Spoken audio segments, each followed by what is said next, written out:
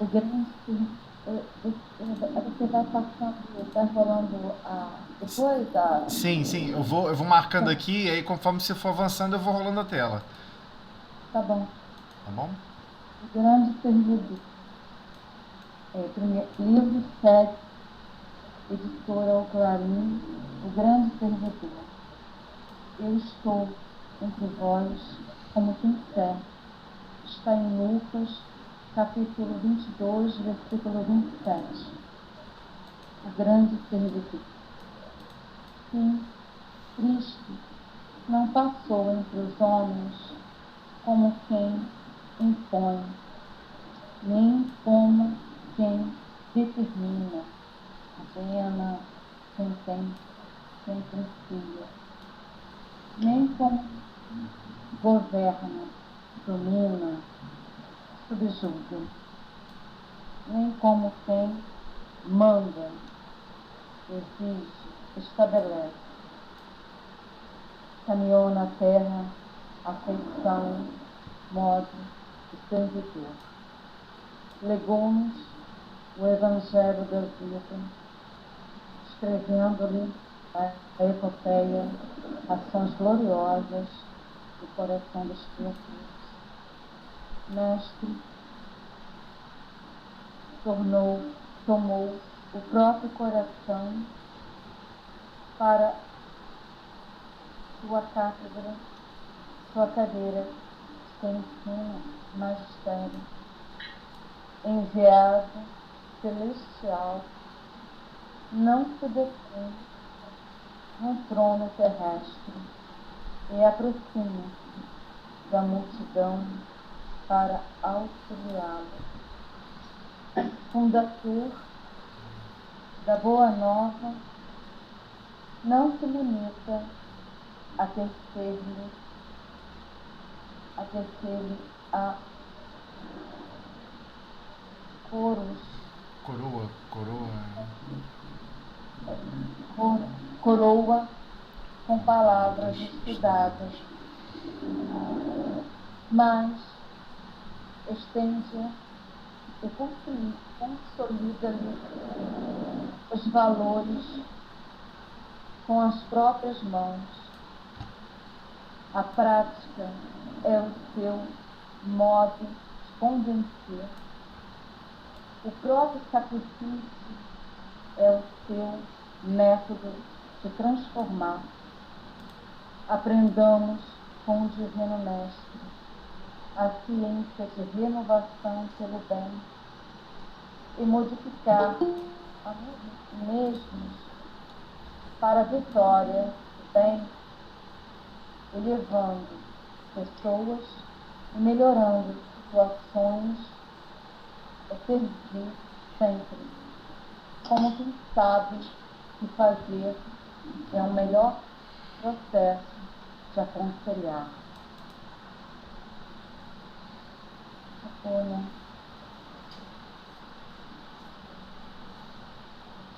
Aí se quiser comentar, fica à vontade. Se você... Como é fácil fazer, né? O mestre fez. Ele não exigiu amor, ele não quis cobrar que o outro amasse, ele simplesmente amou, ele não exigiu que fizesse nada, ele servia. Ele simplesmente servia, acima de tudo ele servia com humildade e amor. E sendo o exemplo vivo em todo o tempo, quem poderia resistir a tal presença? Como que você pode resistir a alguém que está ali servindo, amando, agindo com humildade, silenciando? É impossível. Tamanha majestade, tamanha sublimidade de amor, de coração, não tem como resistir. É um magnetismo irresistível, o amor. Só isso. Não, mas é isso mesmo. Realmente é algo impressionante, né? O... É muito difícil para a gente compreender porque a gente passa por um susto, né? O que acontece? Na tradição do Velho Testamento, tudo eram leis, né? Que determinavam, que governava, que mandava, né? Você tinha que seguir Moisés letra por letra. Se tinha que balançar a cabeça, dar 3 voltinhas e arremessar uma pedra no lago, todo mundo tinha que fazer igual. Por quê? Não, porque tem que fazer, obedecer e acabou. E aí surge aquela situação estranha, né? Porque todos esperavam, e até hoje, né, diversas pessoas esperam isso, né? Que você tem que obrigar as pessoas a serem bondosas. Obrigar as pessoas a serem, coagir as pessoas, né? Criar situações de constrangimento para a pessoa agir no bem. Enquanto que a gente vem observando que, na verdade, o exemplo do Cristo é justamente o oposto.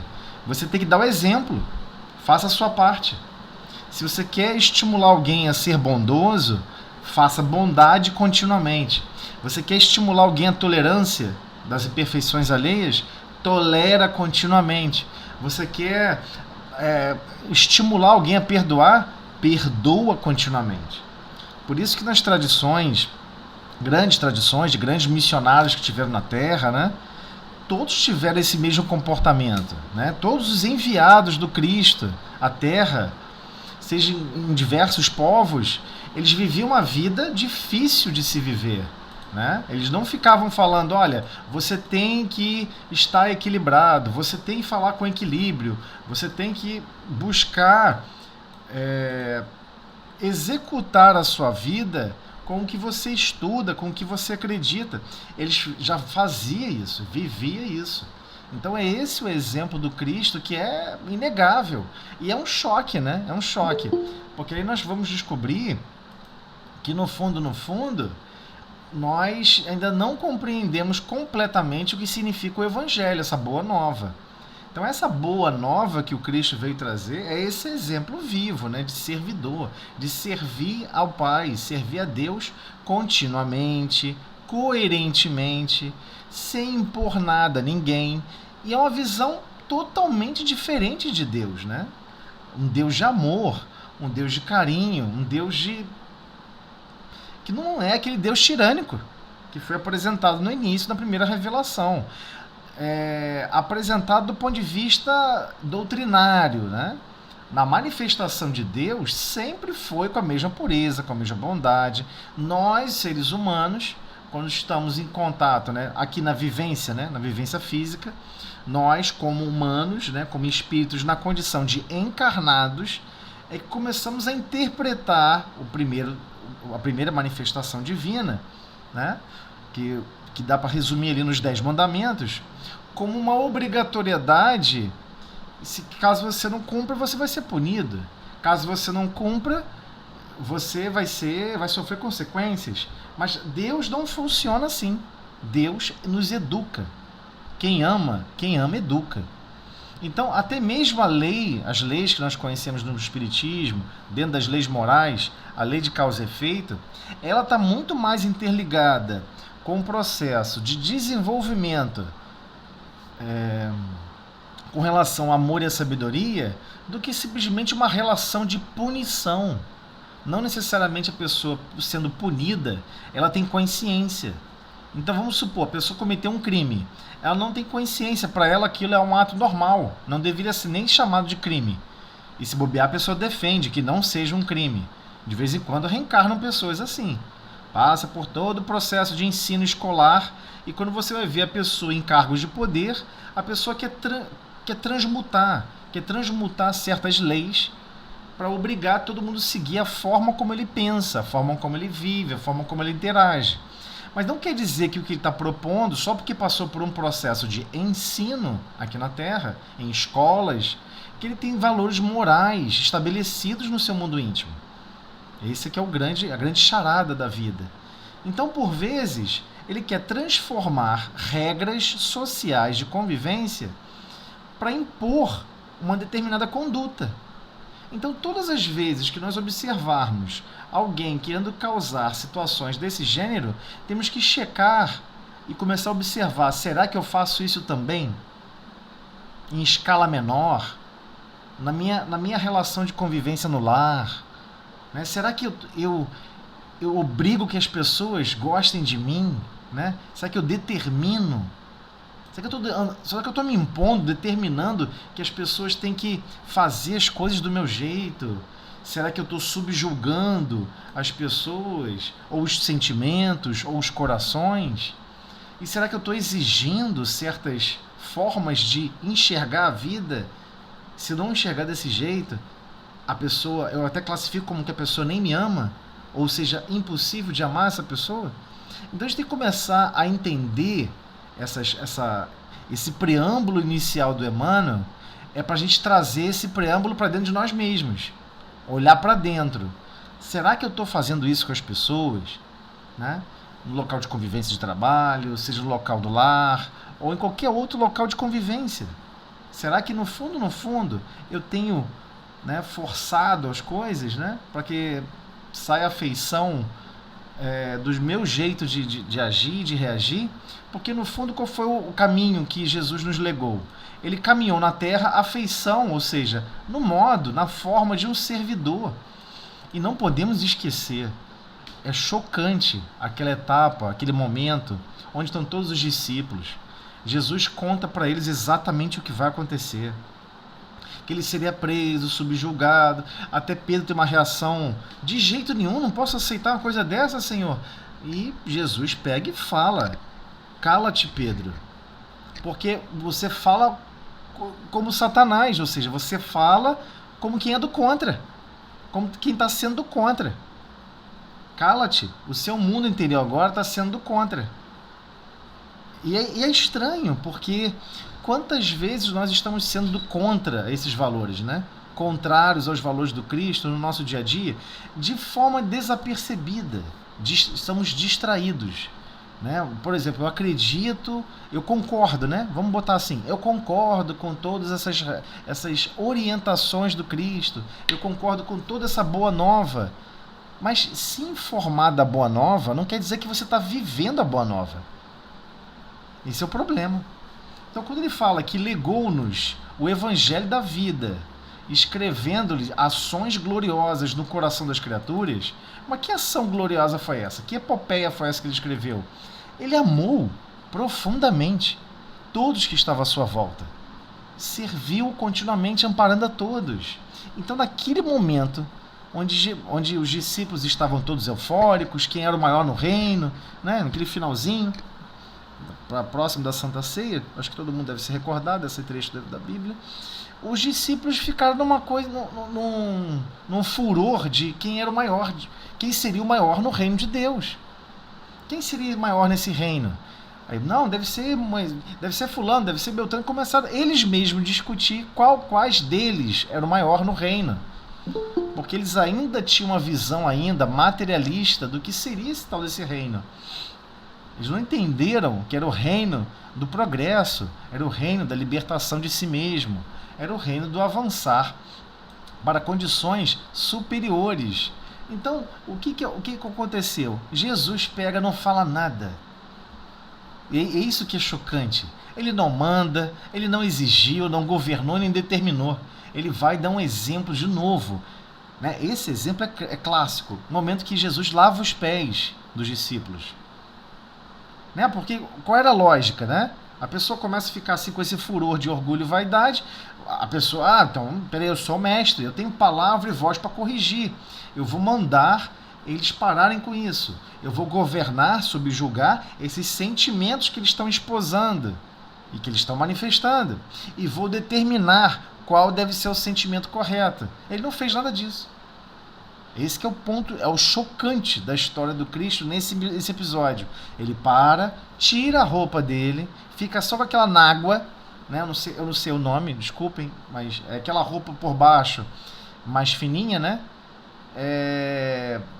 Que era a mesma roupa dos escravos. Aí ele vai lá, pega uma baciazinha de água e começa a lavar os pés dos discípulos. E alguns discípulos se sentiram até, nossa, aí ó, estou sendo reconhecido e valorizado pela minha desenvoltura dentro desse reino. Chega a ser até engraçado. O único que se manifestou contrário àquilo tudo, verbalmente, segundo né, a historiografia bíblica que restou, né, esses recursos escritos, nem sempre o recurso falado é o recurso escrito. Então não estou fazendo aqui nenhuma leviandade com nenhum, né, discípulo naquele momento. Então Pedro pega e se manifesta: Senhor, eu não posso permitir uma coisa dessa. Isso não tem o menor sentido. Porque eles não tinham entendido a boa nova. E Jesus sabia que levaria milênios para as pessoas entenderem a boa nova. Não é tão simples assim. É muito complexo. É você viver um outro estágio de vibração da sua própria vida. Você não quer mais viver só o acorda, bebe, come, se reproduz e morre. Acorda, bebe, se reproduz e morre. Você não quer mais viver somente as relações da animalidade. E você respeita e compreende todas as relações necessárias. Mas você quer viver uma grandeza espiritual. Você quer viver a manifestação divina. Você quer fazer a busca divina na sua própria vida. O que reflexo é esse divino que me convida para o mais alto, para o melhor, para o mais lúdico? E a pessoa fica naquela busca. Só que essa busca, ela tem que despertar individualmente. Não tem como você impor essa busca a alguém. Não tem nem como você comentar que você está com essa angústia, né? Eu estou com angústia de que quero evoluir. Eu estou com angústia que quero, né, me melhorar. Como é que você vai explicar isso para alguém? A pessoa não entende. Quer melhorar o quê? A sua altura? Porque tudo que a gente acha que tem que melhorar é do ponto de vista físico. Ah, você quer melhorar o quê? A pessoa não compreende. Ah, já entendi. Você quer melhorar a sua paciência para você fazer um trabalho bem difícil e ganhar muito dinheiro? Olha só o nível de viciação que nós estamos ainda. A precariedade nossa é muito profunda. Então não é à toa que no Livro dos Espíritos recorre a um grande sábio do passado, né? Como Kardec perguntou aos espíritos: como que eu posso, qual o melhor mecanismo para poder me melhorar, conseguir me transformar? E os espíritos respondem: um sábio da antiguidade já vos disse, conhece-te a ti mesmo. Nós temos que nos conhecer. Será que nós somos assim? Será que nós, quando estamos convivendo, nós falamos de forma com ordem, dando ordem para as pessoas? Tem pessoas que falam no imperativo, no modo imperativo o tempo todo. Aí você pode pensar assim: não, a pessoa que não sabe, de repente, como falar bem o português. Não. Quando ele está falando com alguém, que alguém pode prejudicar ele, fala mansinho, fala por favor, senhor, então é uma questão de com quem está falando. Enquanto que ele deveria não optar em dar ordens e determinar com todos. Ele deveria buscar a identidade do Cristo. A identidade que o Cristo apresentou para a Terra, para todos nós. Que é nossa identidade futura. Seremos, na última nossa encarnação, seremos o quê? Espíritos bem-aventurados. Não seremos bem-aventurados se nós não transformarmos esses sentimentos, esse conjunto de vícios que nós adquirimos durante tanto tempo. Então, temos que desenvolver o campo dos sentimentos. É isso que ele está deixando claro. Por isso que ele trouxe ações gloriosas no coração das criaturas. Porque não tinha nenhuma ação gloriosa no coração da criatura nenhuma. Não havia. A pessoa não via em momento nenhum. Agora, esse exemplo vivo de máximo desempenho, de máximo amor, de máximo afinco, a todos, nunca existiu na Terra. Nunca. Ah, mas fulano, que era o governador de não sei de onde. Tanto é que diversos grupamentos religiosos da época estavam muito preocupados com o reinado do rei, porque aquelas pessoas estavam seguindo o Cristo. Vai que elas querem, de repente, tomar o poder. Igualmente, Judas imaginava isso. Nossa, é claro que essa bondade, esse carinho, essa coisa boa que o Cristo trouxe na Terra é o melhor.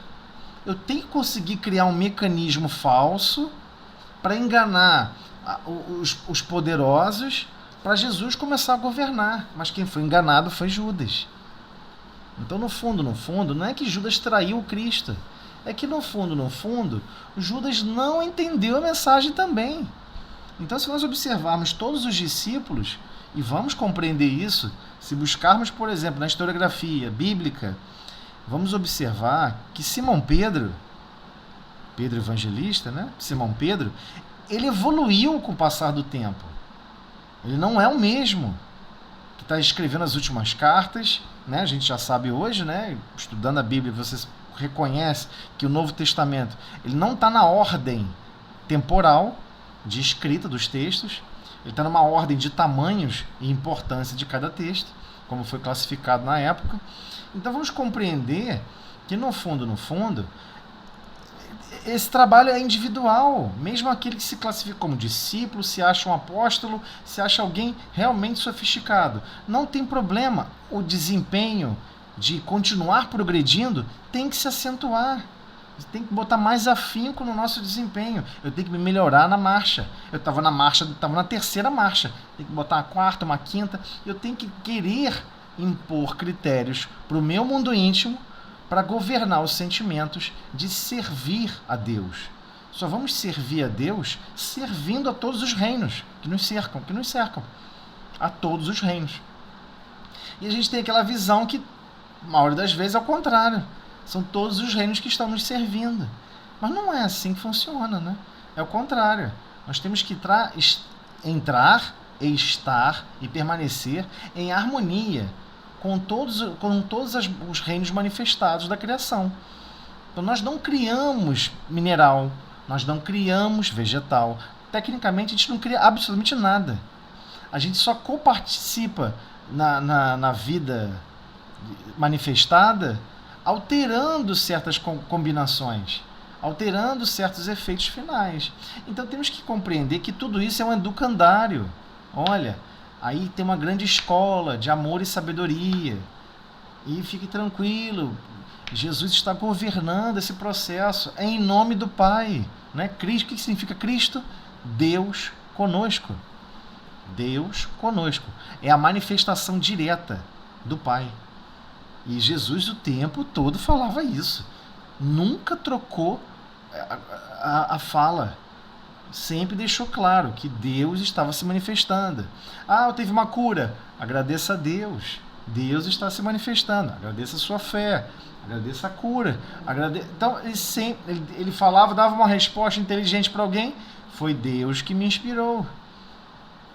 Sempre dando exemplo para todos nós. De quê? De servidor do Pai. Servidor de Deus. Então, é claro que ele se consagrou como mestre para todos nós. Por quê? Porque ele pegou o próprio coração dele para servir de quê? De cadeira de ensino, de magistério. Ele não precisa de um prédio para dar aula. Ele não precisa de um castelo, de um tabernáculo, de qualquer coisa. Ele não precisa de nada fisicamente para dar aula sobre amor. Então ele pega o próprio coração dele e fala, vou mostrar essa vai ser a minha cátedra. Eles vão perceber que essa vai ser a minha cátedra, ou seja, a minha cadeira de quem ensina. É esse o local onde eu estou utilizando o dia a dia para ensinar a manifestação do meu próprio coração. E é isso que o mestre faz por todos nós. E essa frase ficou muito linda. Realmente Emmanuel estava muito inspirado quando escreveu essa frase. Por quê? Porque ele realmente utilizou os valores do coração que ele já havia desenvolvido. Isso que é o mais impressionante, né? Enviado celestial não se detém num trono terrestre. Né? Só para a gente compreender que essa frase aqui inicial está se contrastando com geralmente o pensamento das pessoas aqui. Aqui geralmente é o nosso pensamento. Alguém veio enviado de Deus e tem que criar um castelo para a pessoa. Temos que criar um trono. Tem que criar alguma coisa que esse novo bem, esse bem, vai passar a governar todos os outros corações. Não é assim que funciona. É o contrário. É o coração celestial que se aproxima da multidão para auxiliá-la continuamente. Não precisa ficar num trono distante, não precisa ficar separado, nem ficar sentado. Ele está ativamente convivendo com todos no dia a dia, em cada fazer, em cada situação, percebendo cada um de nós. Então quer dizer que eu estou lavando um prato, na minha tarefinha de lavar um prato, uma louça. Você está dizendo então que Deus, através da manifestação do próprio Cristo, ele está percebendo o que eu estou fazendo e irradiando energias para me auxiliar naquele processo? Sim, é claro. O processo é contínuo. Jesus nunca se afastou de nenhum de nós. Zero. Ele possui as aproximações necessárias para conosco. Nós é que nos afastamos dele. Esse é o grande problema, né? fundador da Boa Nova, não se limita a tecer a coroa com palavras estudadas. Ele podia ficar filosofando, falando frases lindas, cheio de pompa, papapá, papapé. No final, um dia, alguém ia estudar aqueles textos. Não, ele sabia que não era isso que precisava. Se fazia necessário externalizar como um coração que ama realmente reage no dia a dia. Como um coração que ama profundamente convive uns com os outros. Então o que ele faz? Estende-a e consolida-lhe os valores com as próprias mãos. Então ele vai lá, trabalha com um ambiente alegre, feliz, preocupado com todos estarem satisfeitos, não satisfação egoísta, mesquinha, não, satisfeito no educandário do Pai, satisfeitos nessa marcha de crescimento e evolução. Então como é que ele utilizava a prática? Como é que era a prática dele nesse princípio? Era o modo dele de conversar. Qual era o modo dele de convencer? Desculpe. Qual é a forma que ele utilizava para convencer as pessoas? A prática. Então ele não chegou e falou para os discípulos: olha só, vocês têm que entender que você tem que ser o menor de todos. Se colocar para Deus na condição de menor de todos. Ele não falou isso. Ele foi lá e fez. Por isso que esse exemplo é tão chocante, né? O Cristo vai, tira a túnica, né, a roupa principal, fica só com aquela na água e vai limpar os pés, vai lavar os pés dos discípulos. E mesmo Pedro, que não queria aceitar aquilo, ele falou: não, você não pode contrariar essa necessidade. Eu preciso lavar os pés de todos vocês. Parece que era birra? Não, não era birra. Não era birra do Cristo para fazer isso. Era prática. Isso aqui vai te marcar para a eternidade. Lavei o seu pé material para simbolizar: eu estou valorizando o seu esforço e o seu empenho na marcha do progresso. É esse o símbolo por trás. Eu estou valorizando, reconhecendo e auxiliando a sua marcha de progresso. Os seus pés que caminham nessa marcha de progresso, fique tranquilo. Eu estou com você. Eu não estou distante. É isso que é o mais belo dessa posição. Você imagina se você teve o seu pé lavado pelo Cristo. Imagina. Nunca mais tu vai esquecer esse momento. Nunca mais você esqueceria esse momento único, né? Então como é que ele convence? Na prática, fazendo. Aí qual o método que ele utiliza para transformar as pessoas, para transformar o coração das pessoas? Ele utiliza o método da imposição? Ele utiliza o método são os que a gente conhece aqui na Terra? Um método doutrinário? Um método de imposição? Não. Ele utiliza o método chamado o próprio sacrifício. O próprio sacrifício. Essa é a beleza, né, desse texto resumidinho, tão pequenas palavras, mas tão profundas, né? Então, aprendamos com o Mestre Divino, ou com o Divino Mestre, a ciência da renovação pelo bem. Então é uma ciência, nós temos que estudá-la.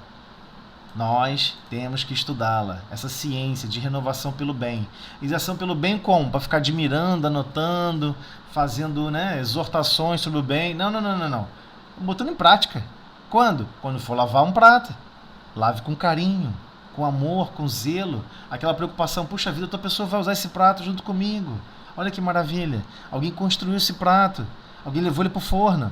Ele veio desde lá do barro. Ele teve que ser aquecido, teve que ir para o forno.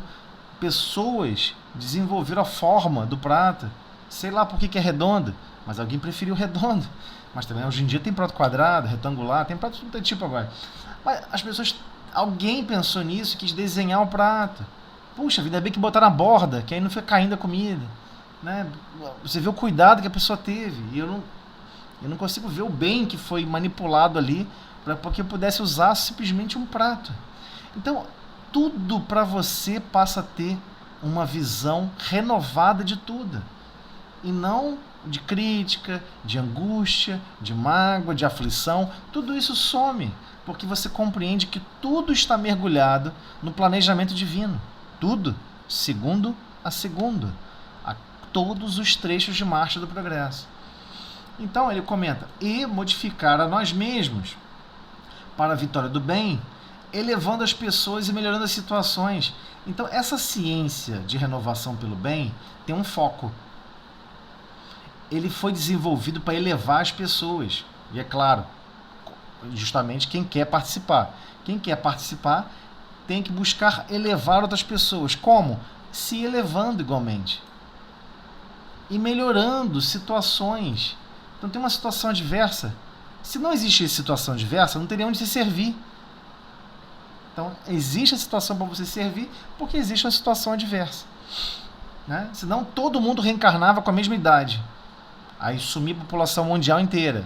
Aparecia outra. Aí desencarnava todo mundo junto. Sumia a população inteira. Aí aparecia outra. Não funciona assim.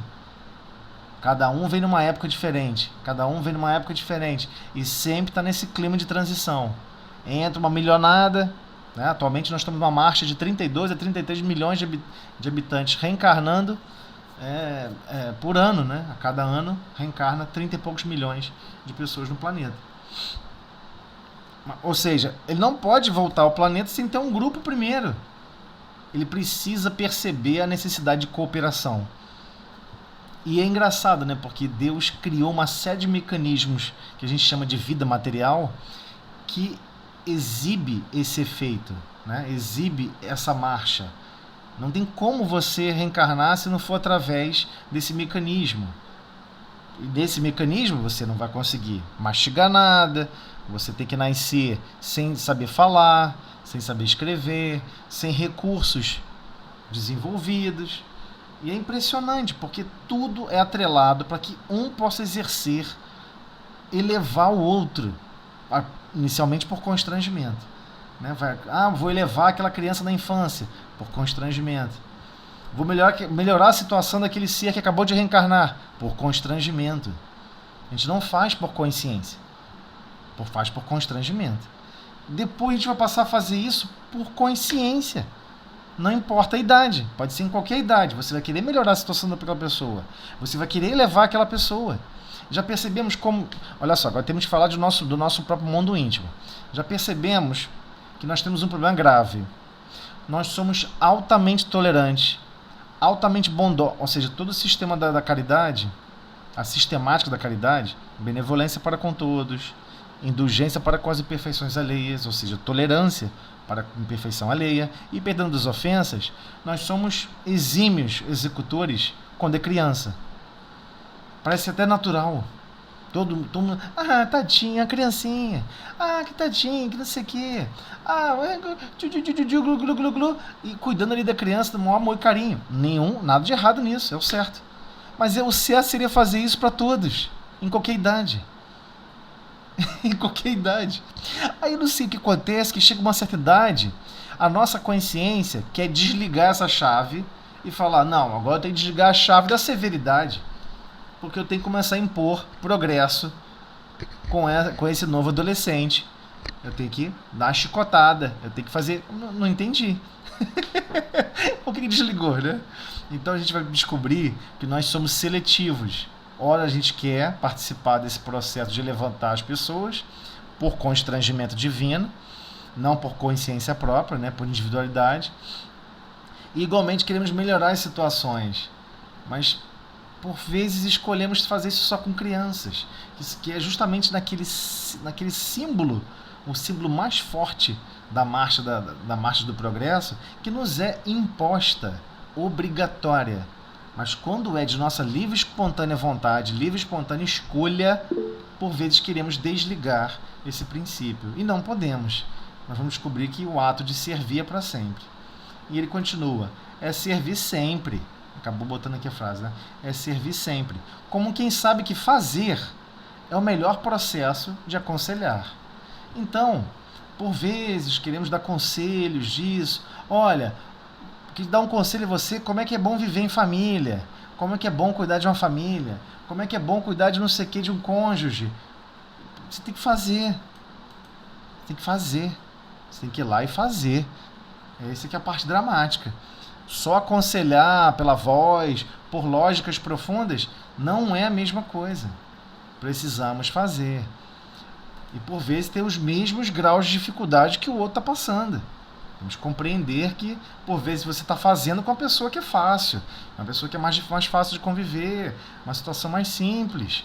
Ou então algumas pessoas falam assim, mas eu nunca escolheria casar com uma pessoa assim, ou conviver com uma pessoa assim assada. Por isso que eu não preciso para pensar nisso. Uma outra pessoa que casou com o mais difícil, com aquele que era mais difícil, pensou a mesma coisa. Pensou exatamente essa mesma linha de raciocínio. Mas as pessoas mudam, né? Às vezes tem máscaras e tal de convivência social, mas quando estão na convivência do lar é diferente, é totalmente diferente. As pessoas tiram o verniz, tiram toda aquela máscara e na saturação da convivência começa a exercer as suas atividades internas e por vezes vão descobrir que estamos por vezes também determinando, governando, mandando nas nossas relações, enquanto que a gente devia estar buscando servir como o grande servidor, o Cristo, né? Assim nos ensinou. Eu falei pra caramba, desculpa aí, gente. Vamos lá. Eu vou fazer a prece inicial então e a gente continua. Senhor Jesus, Mestre de amor e infinita misericórdia, agradecemos, Senhor, em primeiro lugar, pelos seus exemplos de amor, de paz, exemplos vivos de ações de carinho, de abnegação, de devotamento contínuo em todas as circunstâncias e em todas as situações. Pedimos em especial por esse estudo, igualmente por aqueles que não puderem estar presentes, que possam ser ajudados, amparados e socorridos em suas necessidades. Pedimos igualmente também, Senhor, que possamos absorver essas informações e igualmente colocar em prática em nossas vidas, no nosso dia a dia, compreendendo que amar e servir tem muito mais a ver com fazer o servir, fazer o amar, do que criar relações de lógica, de princípios, de discursos que a maioria das vezes são vazios e sem resultados. Muito obrigado, Senhor, pelas oportunidades. Que assim seja. E assim damos por iniciada a reunião do estudo da noite de hoje, na tua paz, na tua harmonia. Então, pessoal, vamos lá. Eu vou rapidamente aqui trocar a tela. Deixa eu fechar aqui o... Vamos lá.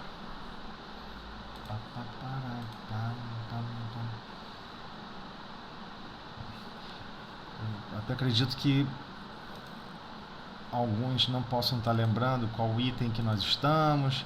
Tem pessoas que estão acompanhando pelo livro.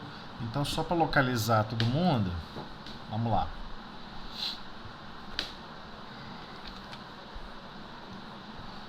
Estamos no item 74, ok? Deixa eu só retomar aqui, ó. Capítulo 4. Cadê? Isso. Capítulo 4, da teoria. Estamos na teoria das manifestações físicas.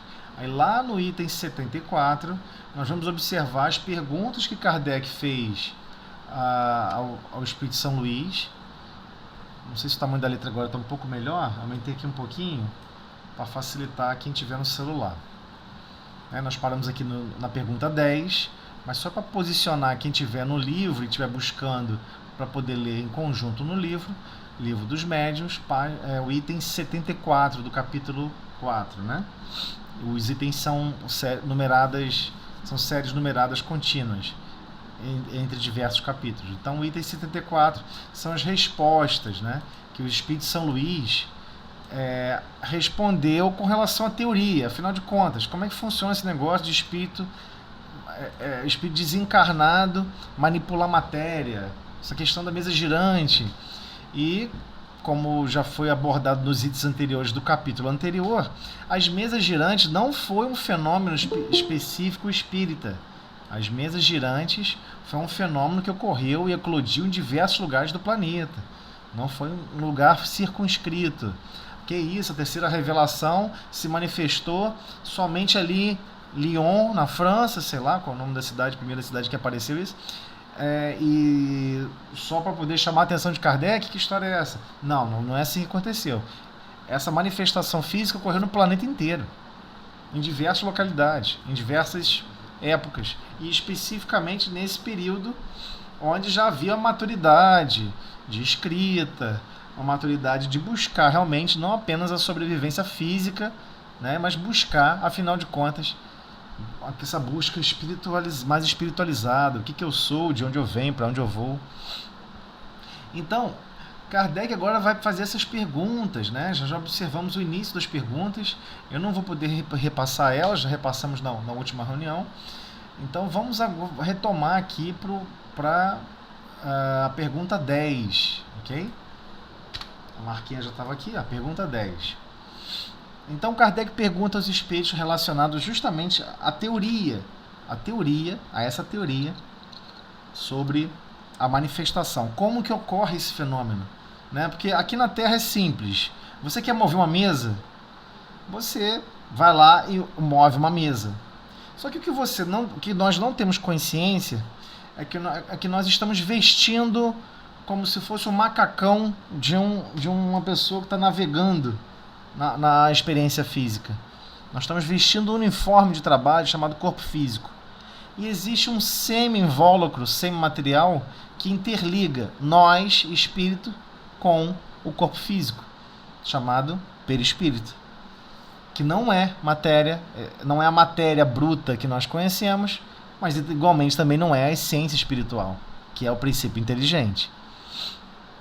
Então, já compreendendo isso, se nós que somos espíritos, todos nós somos, estamos aqui manipulando matéria através desse vestuário, por que não espíritos desencarnados não poderiam utilizar princípios similares ou próximos para manipular a matéria?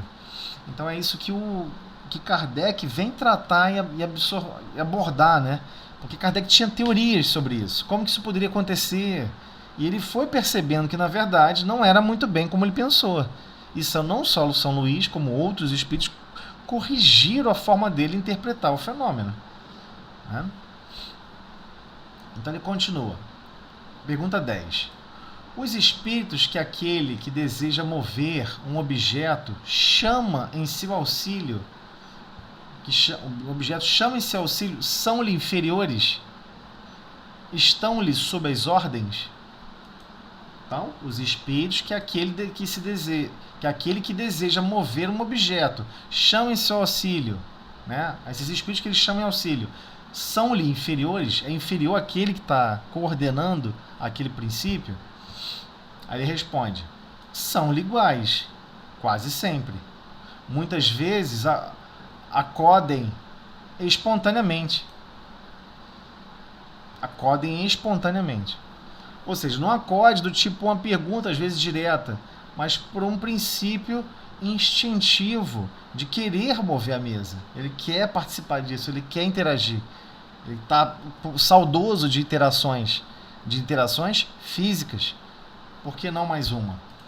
Né? Não sei se eu me fiz claro aqui. Ele está perguntando se os espíritos que estão planejando o movimento, que estão ali executando o movimento, que se utilizam de outros espíritos até, inclusive, para promover o movimento da mesa, se esses espíritos, mesmo aquele que está ali impondo a expressão da vontade, se ele é igualmente inferior. Porque ele já deixou claro na pergunta anterior, né?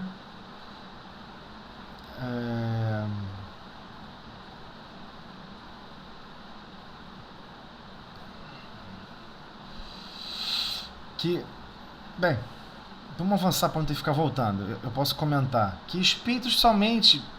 Aliás, ele vai fazer a próxima pergunta agora, vai ficar mais claro. Vamos lá. São aptos... Aí eu acho que ele vai capturar melhor. Ele refez a pergunta vai ficar melhor, vai ficar mais claro. São aptos, ou seja, tem aptidão, tem a liberdade, tem a condição, todos os espíritos, a produzir fenômenos desse gênero. Ou seja, qualquer espírito pode promover esse fenômeno? Aí, no caso, tem a resposta de São Luís. Os que produzem efeitos dessa espécie são sempre espíritos inferiores, que ainda se não desprenderam inteiramente de toda a influência material. Ele sente a influência da material, ele sente saudade dessa influência, ele sente saudade desses fluidos, Saudade, estou dizendo saudade para dar a ideia de necessidade. Uma necessidade premente. Ele precisa estar interagindo com esses fluidos. Então, quando surge a oportunidade, ele vai lá e corre para o abraço, né? Para poder fazer justamente o que está sendo ali guiado. Mas ele deixa claro, são sempre espíritos inferiores, né? Então, mesmo espíritos superiores, ele não vai fazer esse tipo de papel. Ele não vai fazer esse tipo de papel. Ele deixa, já que tem tanto inferior no planeta, não seja por isso. Vá lá e faça você, sem problema nenhum. Então, pergunta 7. Pergunta 12, desculpa. Pergunta 12. Compreendemos que os espíritos superiores não se ocupam com coisas que estão muito abaixo deles. Realmente não se ocupam, né? Não faz nem sentido. Seria como alguém que, por exemplo, está fazendo bolo, né? Estou ali fazendo bolo. E aí está preocupado com quem soca ou quem vai lá e macera, por exemplo, o trigo para fazer o pó do trigo. Não está preocupado com o pó do trigo, como é que é fabricado o pó do trigo. Ela nem, de repente nunca viu na vida como é que pega trigo e faz o pó do trigo. Nunca viu na vida. Mas ela pega o pó do trigo e faz o quê? E faz o bolo. Só faz o bolo direto. Nós vivemos assim até hoje. Mas perguntamos se, uma vez que estão mais desmaterializados, teriam poder de fazê-lo, dado que o quisesse. Então, vamos supor, esse espírito é mais superior, mais desmaterializado, não está tão ligado assim à matéria. Se ele realmente quisesse fazer essa manipulação, ele poderia fazer? E aí, a resposta não foi exatamente o que Kardec esperava. Porque nós, seres humanos, acreditamos que somos cumuladores de potenciais. Cumuladores de possibilidades. Quando você quer ser inteligente, você quer ser inteligente em todas as atividades humanas, né? É um pensamento infantil. Enquanto que o pensamento divino da criação, ele quer sempre te estimular a você ser o melhor exercer a sua função na pequena tarefa que lhe foi assegurada. E a nossa mente, a mente materialista ainda, quer sempre albergar tudo e quer sempre fazer tudo. Por vezes por orgulho, por vaidade, quer ser o detentor de todas as funções. Aí ele pega e fala, não é muito bem assim não. Olha como ele responde. Os espíritos superiores têm a força moral, como os outros têm a força física. Então ele já deixou que existe um paradigma aqui, totalmente diferente. Um tem a força moral e o outro tem a força física. Aí podemos continuar fazendo a mesma pergunta de Kardec. Peraí, então quer dizer que o espírito superior não tem força física? Para que ele vai precisar de força física? Ele não usa força física para nada. Para que ele precisa de força física? De novo, essa identidade, esse pensamento, esse subconsciente cumulativo de possibilidades é uma coisa humana, de filosofia da Terra. Espiritualmente falando, não ocorre isso. Não ocorre isso. O espírito vai evoluindo, ele nem se preocupa. Ele sabe onde Deus quer que eu sirva. É naquilo ali? O que ele vai me possibilitar para que eu possa cumprir? Isso. Só isso aqui, ó. 3 palitinhos. Então ele quer que eu cumpra essa função com 3 palitinhos. Ele vai lá e cumpre a função com 3 palitinhos. Ele não fica tipo, peraí, poxa, eu quero 3 palitinhos, eu quero a coluna de aço, eu quero a coluna de concreto, eu quero fazer de tudo. Eu quero ter a capacidade de tudo. Eu quero chegar à condição de Deus. Não é um pensamento natural de progresso. É o contrário. Esse é o grande problema. Que até mesmo Kardec estava com dificuldade de perguntar aqui. Porque é o pensamento da época, normal. Por exemplo, você quer mostrar que você está bem desenvolvido em certos estudos? Você estuda de tudo? Você sabe de tudo? Mas é um tudo que é um cisco no meio do oceano. É um nada. Mas a gente acha que é tudo. Então é um problema muito mais interno nosso do que realmente existencial. A nossa condição de espírito para existir não demanda condições cumulativas. Deus faculta, estimula, providencia recursos para que certas tarefas sejam executadas. E todo mundo, e todos que estão realmente coordenados em condições mais evoluídas a exercer aquelas funções, ele não se preocupa no que está faltando. Peraí, está me faltando mais isso. Não, você me deu isso. Ele sabe que com a minha condição moral, com o meu desejo genuinamente bom e justo, outras situações vão surgir em paralelo que vai coordenar os efeitos e vai se alcançar o resultado que Deus assim espera. Porque Deus sempre escreve e sempre constrói em conjunto. Essa coisa de querer construir sozinho, viver sozinho e desenvolver sozinho é um pensamento materialista.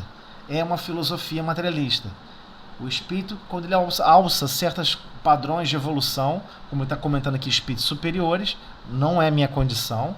Eu estou supondo pelo aspecto da escola de evolução, é sempre ligada com a necessidade de cooperação.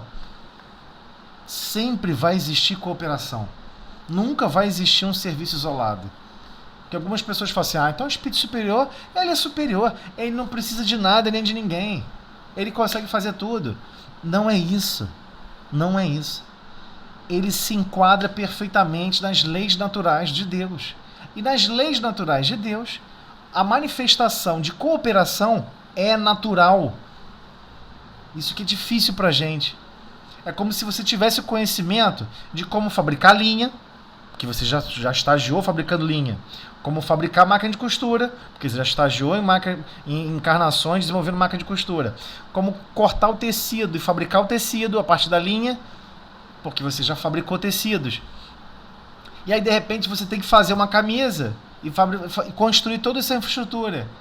Você sabe fazer tudo sozinho, mas você sabe que a manifestação divina é por cooperação. Então, o que você faz? Você exerce as funções que lhes são atribuídas de forma que vai interagir harmonicamente os princípios de harmonia no quesito cooperação. Eu tenho que gerar manifestação por cooperação. Então, o Espírito Superior ele sabe disso. E qual é a parte central, essencial, que tudo isso vai sendo governado naturalmente? É a força moral.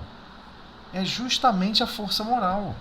De querer fazer o bem, de querer fazer o justo, de querer fazer o melhor e, especialmente, querer fazer do jeito e da forma como Deus assim deseja.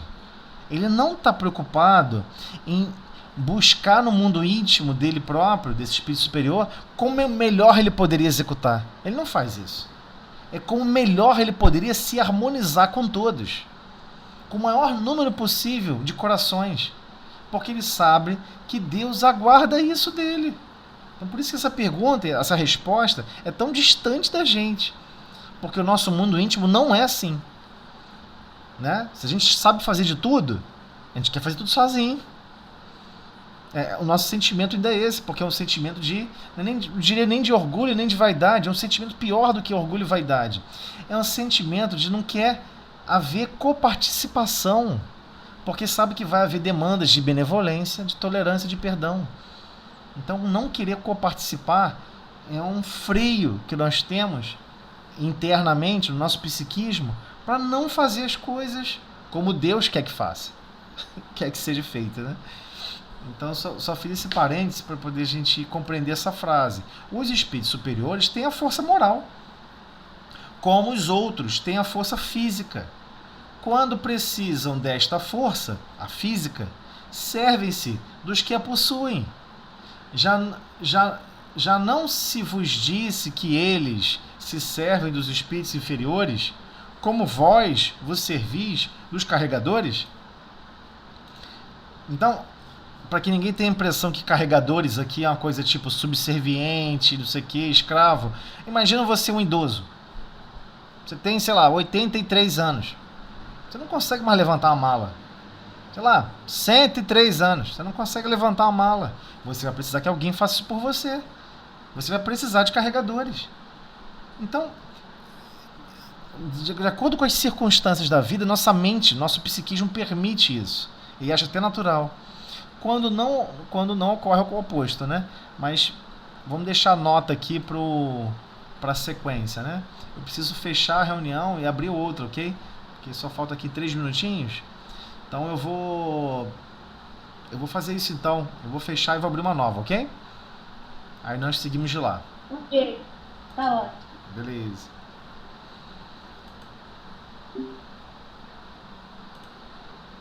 E contrário, né? As lógicas. Pronto, eu acho que agora estamos todos. Tonzelli, Sim. boa noite. Boa É, noite. você estava falando, né, e essa resposta, e eu estava pensando aqui, a gente percebe muito isso, se eu estiver enganado, você me corrija, por favor, nos Sim. livros do André Luiz. Às vezes eles têm eu não lembro mais qual é o livro, não sei se é Libertação, não sei se é o nome, não lembro.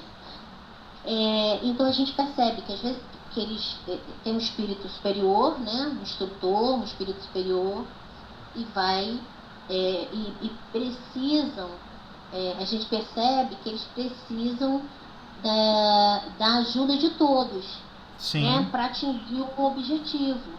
Sim. Né? Sim. Então, eu não lembro qual livro, não sei se é Libertação, que tem uma situação dessa, que é uma menina, é filha de um juiz. Não, ação e reação agora, não? Ação e reação? Ação e reação?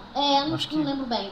Então, eles conseguem, o grupo, trabalhar em conjunto, né?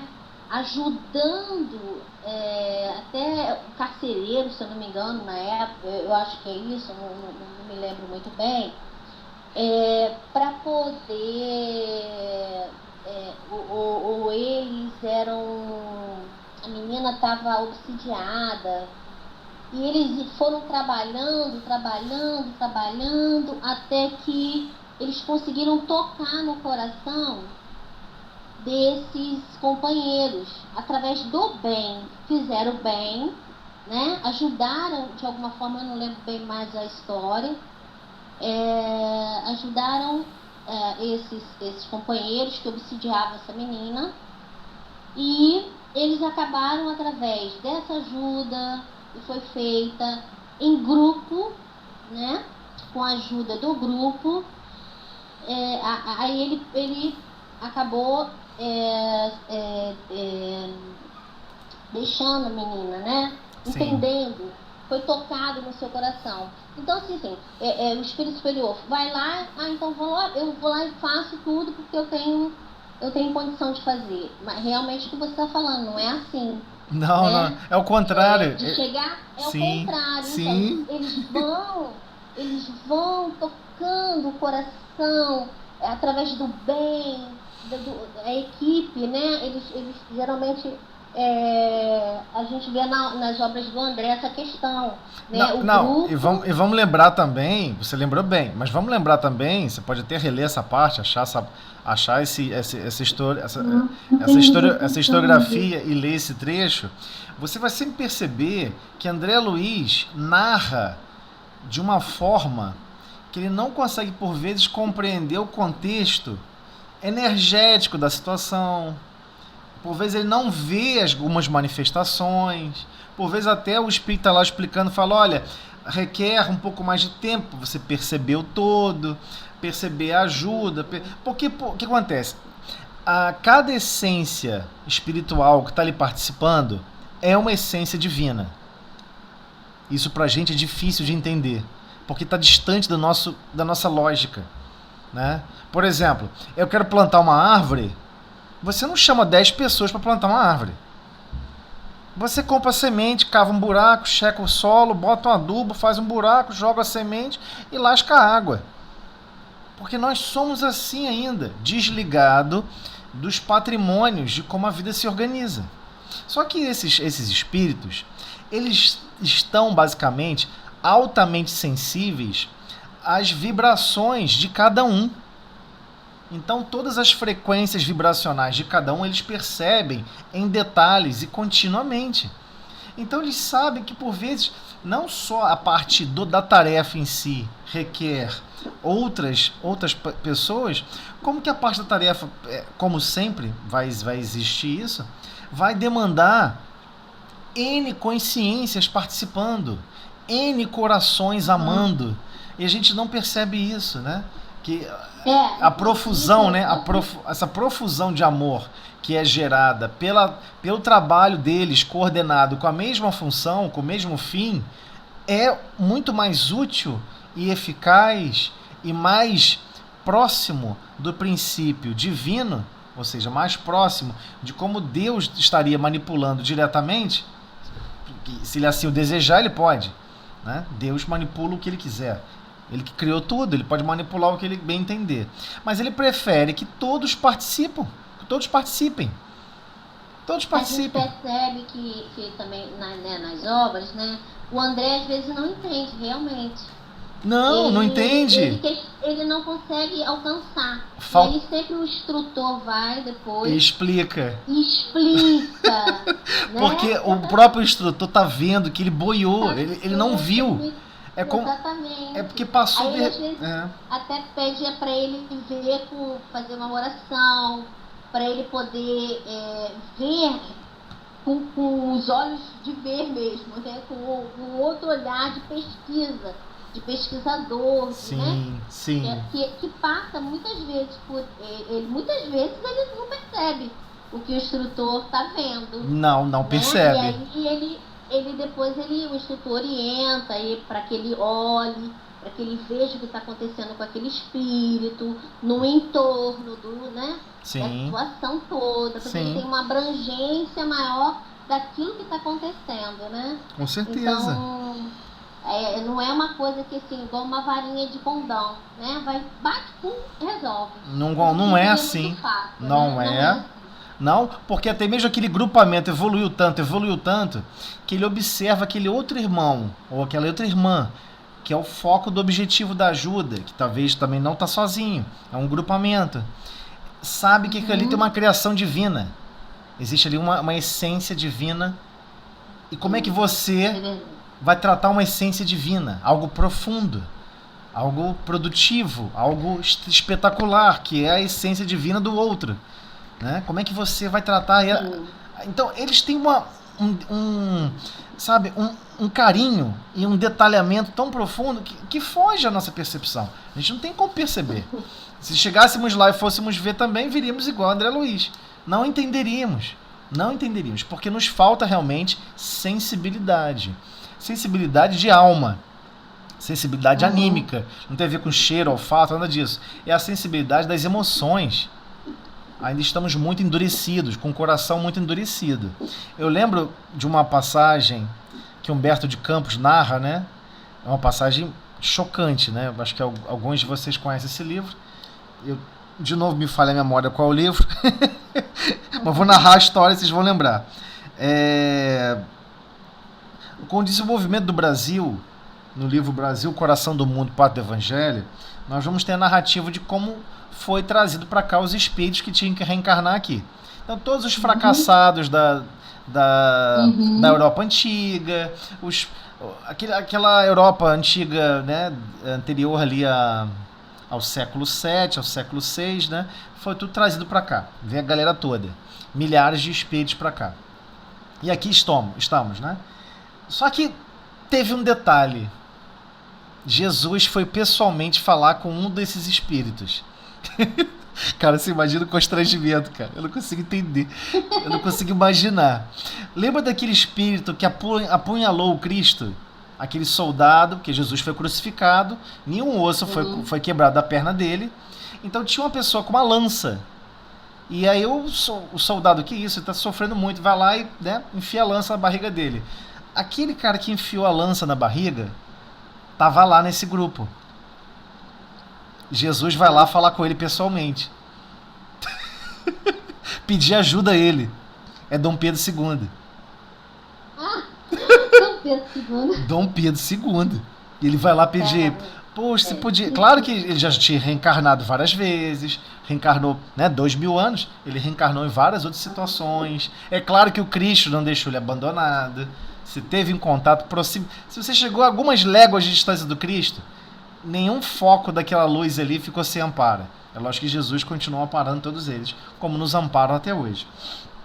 Mas aí ele foi pedir ajuda, cara. Você imagina o constrangimento. Você enfiou a lança na barriga do homem. Aí ele aparece para ele na forma do Cristo, na forma de Jesus, na identidade de Jesus de Nazaré. Olha a situação. Teve algum elo ali. E aí algumas pessoas pensam assim, mas Jesus não precisa de ajuda de ninguém, porque Jesus é o Cristo. Não é assim. Ele precisa criar os princípios de manifestação, de progresso, segundo a vontade de Deus. Ele também cumpre a vontade de Deus. Então ele vai lá e aparece para esse espírito e pede, poxa, você podia me ajudar? Preciso tanto da sua ajuda. Você podia ir lá para mim? Aqui no Brasil, precisamos disso assim, assim, assim, assado. Você pode ir lá fazer pra gente? Sim. Você vai falar o quê? Não?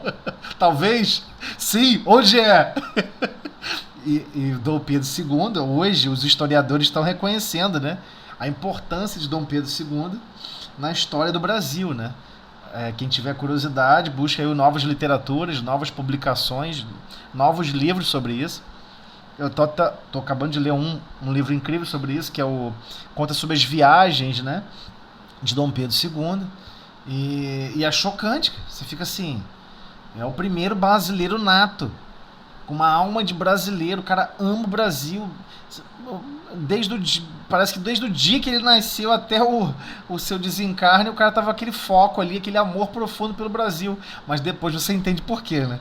Jesus foi lá pessoalmente para ele pedir para ele ajudar a fundar e a desenvolver essa nação. Aí você fica chocada, né? Pedido direto do Cristo. O Cristo precisava dele? Tinha que ser ele? Olha só a visão do Cristo. A gente não tem noção o que é isso. Ele consegue ver milhares de anos à frente. Nessa relação espaço-tempo que a gente vive, né? Nessa caixa d'água, espaço-tempo, essa caixa d'água da manifestação física grosseira da matéria, ele sabia o quanto seria importante para Dom Pedro II, essa identidade de Dom Pedro II, essa possibilidade de exercer esse amor e carinho que Dom Pedro II exerceu. Só a gente vendo a história do homem que a gente vai compreender e valorizar. O Brasil só teve históricos de plantação de café graças a ele. O café arábico. Quem foi lá nas Arábias trazer o café? Foi ele. Viajando do próprio bolso. Não botou um centavo do governo. Algo inédito, até para os dias de hoje. Ele viajou do próprio dinheiro, com o próprio dinheiro. Ele, família dele, real, quis viajar. Ele tinha um fascínio, uma grande admiração pela cultura egípcia, é claro. Todo mundo tem, quando conhece a parte filosófica e a parte mais moral, a história moral, né, daquela civilização, passa a admirar aquela civilização. E igualmente ele tinha um carinho muito profundo com o mundo árabe. Ele gostava profundamente do mundo árabe, a ponto dele ter ido a cavalo. Na maioria dos trechos lá de distância a terreno, de se deslocar em terreno, ele foi a cavalo, ele montado. Isso para uma figura pública, para uma figura relacionada a alguma estrutura de poder, era impossível. Impossível. E todos os lugares que ele observava, ele criava mecanismos de ter relações diplomáticas, de ter relações comerciais, de desenvolver relações comerciais. Temos que plantar café no Brasil, vai dar certo. Aí ele cria uma estufa doida lá, cara, lá nas Arábias, para adaptar aquela espécie, para quando voltasse para o Brasil, conseguir a muda funcionar aqui no Brasil. Então as primeiras plantações de café arábico, que a maioria não sabe disso, quem trouxe para cá foi ele. É impressionante, é impressionante. E não é só com relação a esse assunto, né? A esse objeto de estudo. Tem N outras particularidades, que é impressionante. A presença de árabes no Brasil foi influência dele, a ponto de ele ir na rua e falar com os árabes em árabe, porque ele falava e escrevia árabe, né, com certa facilidade, como diversos outros idiomas. Então ele abraçou a causa do Cristo com profunda veemência. E o Cristo precisava dele? Pela manifestação do princípio divino, sim. não faz sentido manifestar algum elo de progresso divino se não for em conjunto. Então ele sabia que tinha que haver um conjunto. E ele sabia quais corações escolher. É impressionante, né? Então, só para a gente observar agora aqui a nota, agora com outra vertente. Então, aqui acho que deu para entender um pouco mais para a gente, né? Por que os espíritos superiores têm a força moral e outros têm a força física. Cristos são diferentes, tá? Cristos, né? O que vai acontecer com a gente quando chegar na nossa última encarnação? Nos tornamos espíritos bem-aventurados. Quando você se torna um espírito bem-aventurado, você entra em outra escala, ainda mais longa, chamada para se tornar um espírito puro. Depois que você se torna um espírito puro, nessa marcha bem longa, você vai entrar em uma outra mais longa ainda, que é para se tornar a nível de Cristos. Lembrando que a nível de Cristos tem outra escala, porque existe um Cristo que está relacionado a um conjunto de planetas, existe Cristo relacionado a uma estrela, né, a uma das estrelas, e existe Cristo relacionado à galáxia. Então, se você conta na galáxia bilhões de galáxias, cada uma é representado por um Cristo, que é responsável por aquela galáxia. E existem outros Cristos representados e coordenados para organizar todos os desdobramentos, né? E, é claro, as apsiais, né? As organizações apsiais de galáxias. As galáxias não estão viajando para qualquer lugar, né? Tem um objetivo, tem uma ligação entre elas. Existem Cristos, igualmente, coordenando essas tarefas, coordenando esses processos. Ou seja, todas as manifestações de Deus em todo o universo. Então, quanto mais você vai crescendo, vai evoluindo, crescendo não, né? Você vai evoluindo nessa marcha, mais você está naturalmente interligado com a vontade de Deus. Né? Por isso que é tão infantil aquela ideia que criaram de um espírito que havia se tornado um anjo, e aí depois de se tornar um anjo ele se revoltou e virou um demônio. E quis lutar contra Deus e está brigado com Deus. Por isso que é uma ideia tão infantil, porque toda nossa marcha de progresso, ele está naquela verdade, aquele trecho da Bíblia, conta muito mais a historiografia de espíritos ligados ao passado, né? Nós temos esse tipo de informação no Espiritismo, ao passado da origem daquela civilização hebraica, né? Que são os exilados de Capela. O que aconteceu com eles lá em Capela? Aquele grupo evoluiu e uma parte não. E esse que inclusive não evoluiu ainda se revoltou, porque não poderia acompanhar mais, né? Como é que você percebe que você não consegue mais acompanhar um certo agrupamento? É que você não enxerga mais eles, né? Hoje ele está aqui, amanhã não está mais. Você não enxerga, ele pode estar do teu lado, mas aquele outro irmão evoluiu, não está mais fisicamente do seu lado do ponto de vista de relações, né? Então eles foram todos convidados, né, que as pessoas na doutrina espírita chamam de degredo. Eu não gosto dessa palavra. Todos eles foram convidados a outra estação de trabalho, a outra estação de treinamento. O Cristo recebeu eles, 1 milhão de espíritos, recebeu eles aqui e convidou eles para participar, né, da formação desse planeta, da formação espiritual desse planeta. Né? O Cristo igualmente convidou eles e disse que ia ajudar eles, ia até reencarnar em um desses grupos. Né? E aí quem veio de lá vieram os egípcios, os indianos, os indianos, o povo hebreu e os chamados cientificistas, né? que no livro está chamado como raça ariana, ou aquele grupo que se denominava arianos. Lembrando que lá de Capela eles vieram de planetas diferentes. Tá? Então esse grupo não conseguiu, 1 milhão de espíritos, não conseguiram, teve essa saída, né? Alguma negociação aí para eles trabalharem esse perfil, e Jesus os recebe aqui pessoalmente, na esfera aqui do planeta. Jesus os aguarda, e quem puder ler o livro A Caminho da Luz, eu recomendo. Jesus pessoalmente os recebe e avisa e promete: eu irei reencarnar do ponto de vista, eu irei me manifestar fisicamente lá com vocês em um dos seus povos. E vamos observar que tanto no povo indiano existe uma descrição que vai vir algum representante de Deus, divino, só chamam de outro nome.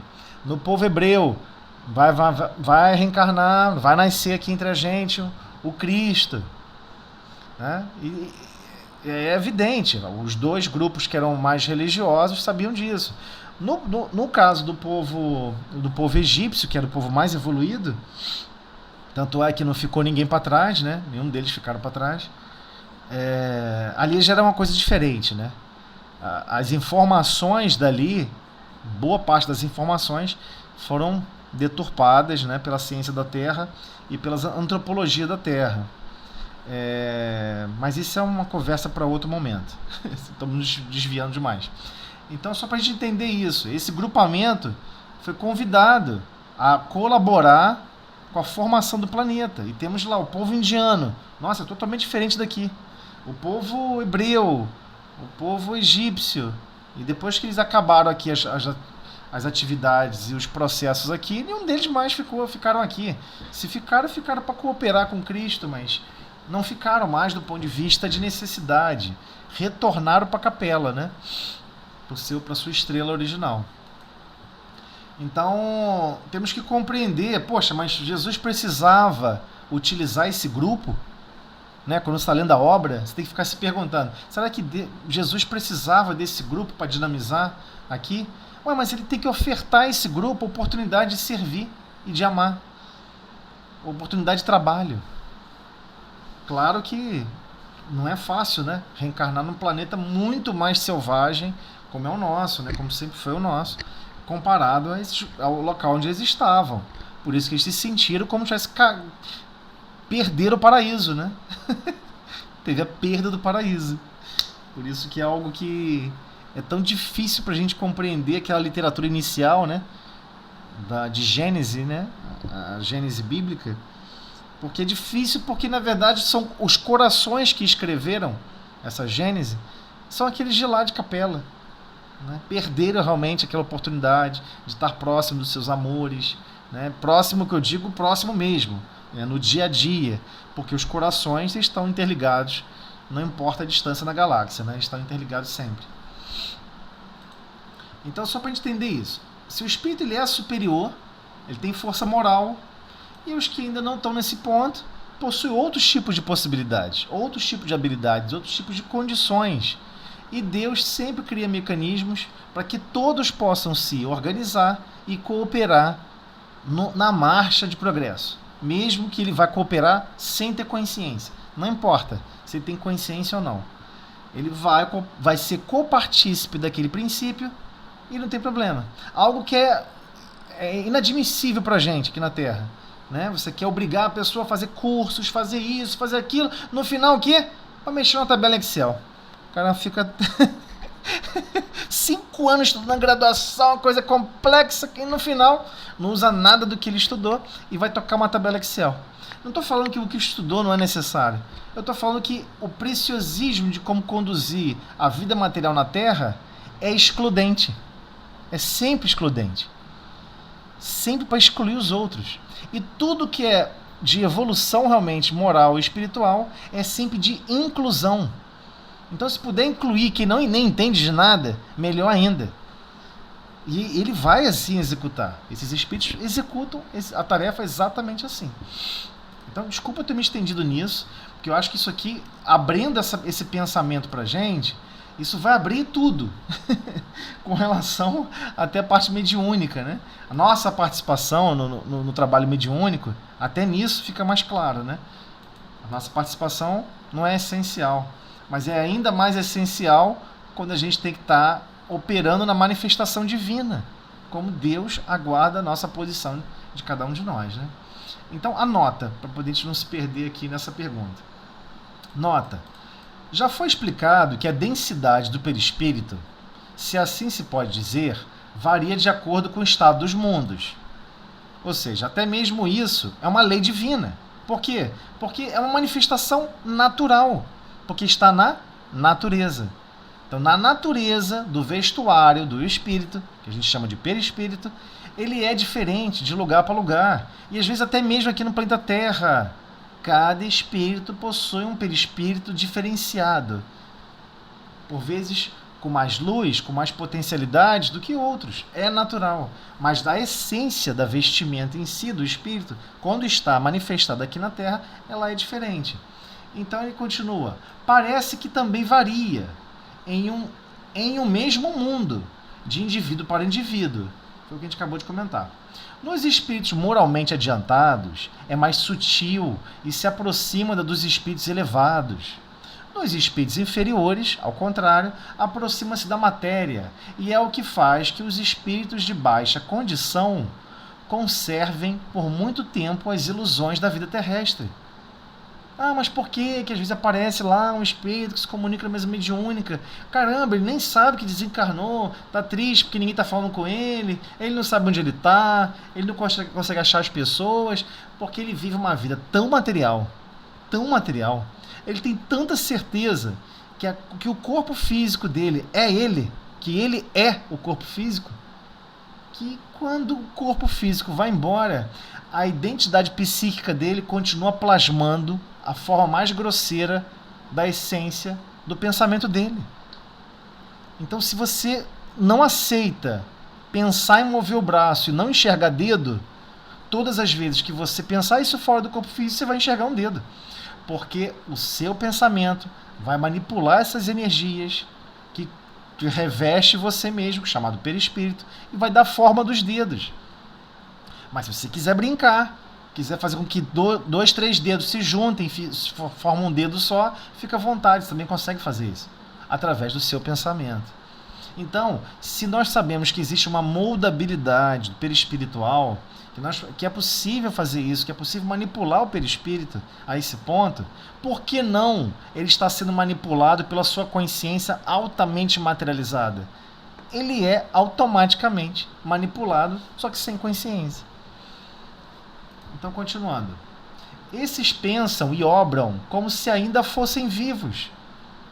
Experimentam os mesmos desejos e quase que, se poderia dizer, a mesma sensualidade. No caso aqui, com relação aos sentidos. Ele experimenta cheiro. Então, ele lembra de se alimentar porque está com fome. Ele lembra de uma refeição que uma vez ele comeu e gostou muito. Ele começa a sentir cheiro daquele prato que ele comeu muito, porque é a criação mental dele, e ele começa a salivar, como se estivesse realmente com apetite de corpo físico, mas ele não tem mais corpo físico. Mas como é que ele sente isso? Porque o pensamento dele manipula esses fluidos. Então ele continua, esta grosseria do perispírito, dando-lhe mais afinidade com a matéria, aqui matéria, está falando do corpo físico, torna os espíritos inferiores mais aptos às manifestações físicas. Pela mesma razão é que um homem de sociedade, habituado aos trabalhos da inteligência, franzino e delicado de corpo, não pode suspender fardos pesados, como faz um carregador. Se botar uma pessoa que sempre trabalhou em escritório, fulano, chega aqui rapidinho, vem descarregar um caminhão aqui de cimento comigo. Cada saco, 25 quilos. Hoje, né? Antigamente era 50. 25 quilos nas costas. Quantos sacos? Não, tem 80 sacos aí para descarregar. Aí você pensa, tem 80 pessoas para me ajudar? Não, é só você e eu. 40 para cada um. Nos primeiros 5 sacos, o cara está todo empenado, todo torto. Ele não tem estrutura muscular, visceral, óssea e tudo mais para aquela função. Ele tem que fazer um trabalho, né, físico para aguentar, criar resistência física para suportar uma tarefa dessa, né? Ele não tem essa condição. Então, nesse exemplo, né, nele a matéria é, de certa maneira, nele quem? Nesse que no caso é franzino, né, que não tem a mesma condição física do que o outro, nele a matéria é, de certa maneira, menos compacta, menos resistente os órgãos, há menos fluido nervoso. Sendo o perispírito, para o espírito, o que o corpo é para o homem, olha isso, hein? Sendo perispírito para o espírito, o que é o corpo para o homem, ou seja, deixando claro, você quando desencarnar, você vai estar no seu vestuário tradicional chamado perispírito. Você vai estar ali lidando com um vestuário altamente maleável e moldável para as suas capacidades, o quê? Psíquicas. E você vai estar vestindo este corpo perispiritual. Porque o espírito não tem forma, né? É um princípio inteligente. Então, retornando, sendo perispírito para o espírito o que o corpo é para o homem e para a sua maior densidade, correspondendo menor superioridade espiritual, essa densidade substitui no espírito a força muscular, isto é, dá-lhe sobre os fluidos necessários as suas manifestações, um poder maior do que o que dispõe aqueles cuja natureza é mais etérea. Então, realmente, Kardec está afirmando, o espírito que é classificado como superior, ele não possui essas potencialidades mais grosseiras. Não possui. Ele não tem. Não dispõe. Porque ele não pode manipular fluidos a esse nível. Não pode. Ele não tem essa condição. Ele não tem acesso à fonte e manipular diretamente e moldar como ele bem entender. Só Cristo tem acesso ao fluido cósmico universal, que é a fonte de todo e qualquer princípio físico, material. Todo qualquer princípio material, seja ele perispiritual ou não. Né? Qualquer derivação de princípio material, que é o fluido cósmico universal, sua forma mais pura, mais original, quem gera esse fluido cósmico universal é o Deus, é o Pai. Né? Jesus pode manipular diretamente da fonte. Somente nível de Cristo pode ser feito isso.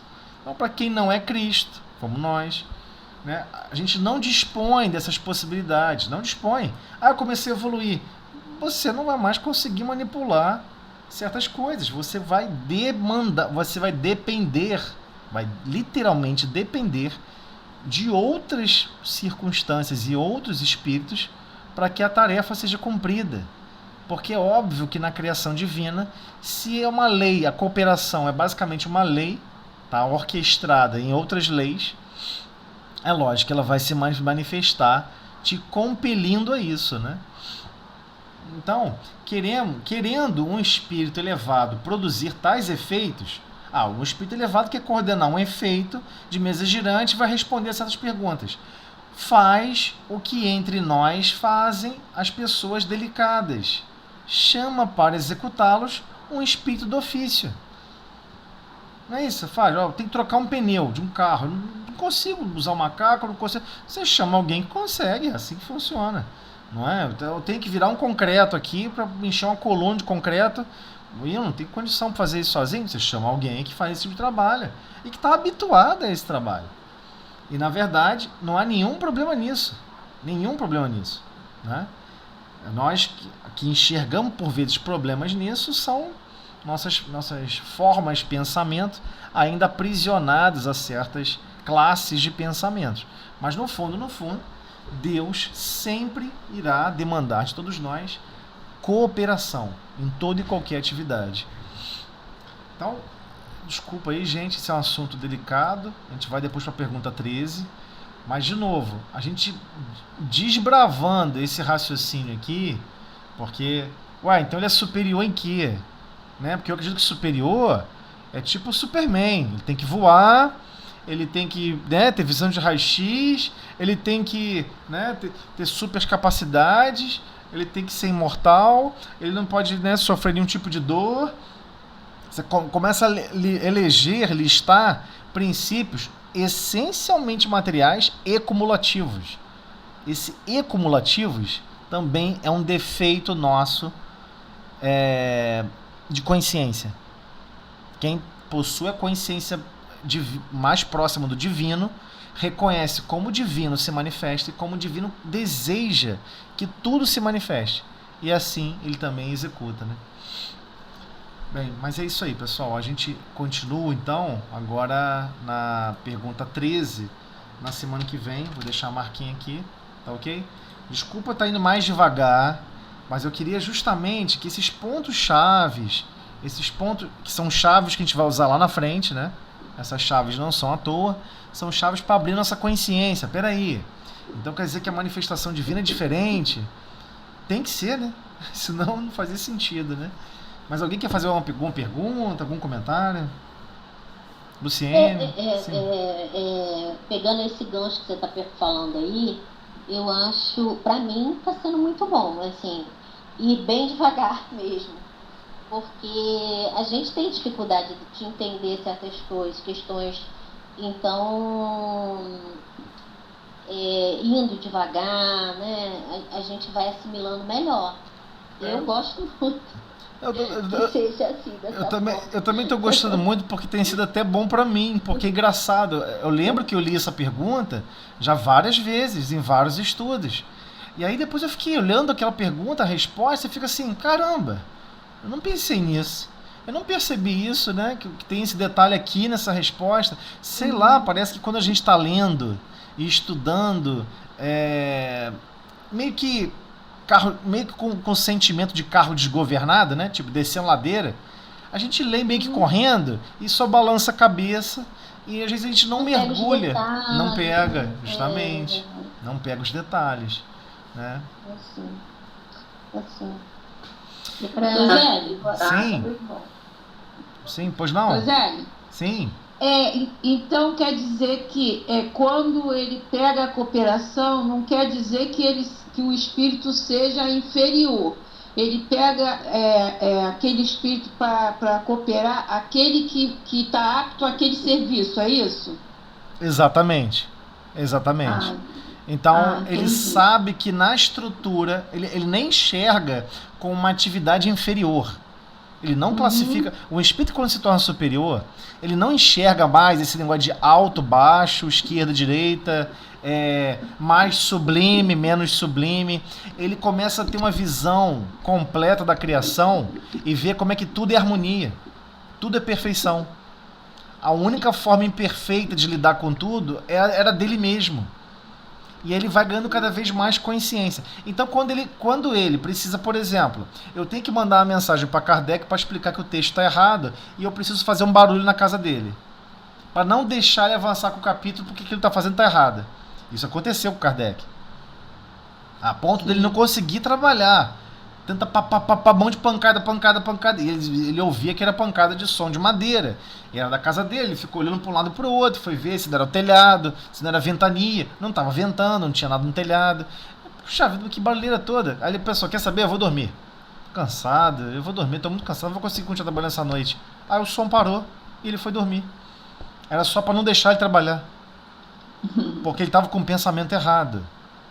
E o espírito superior não podia chegar de repente. Qual é a nossa visão de espírito superior? É aquela musiquinha de trilha sonora, né?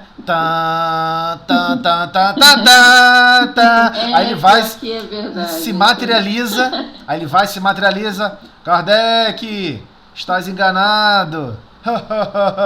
Com barbão.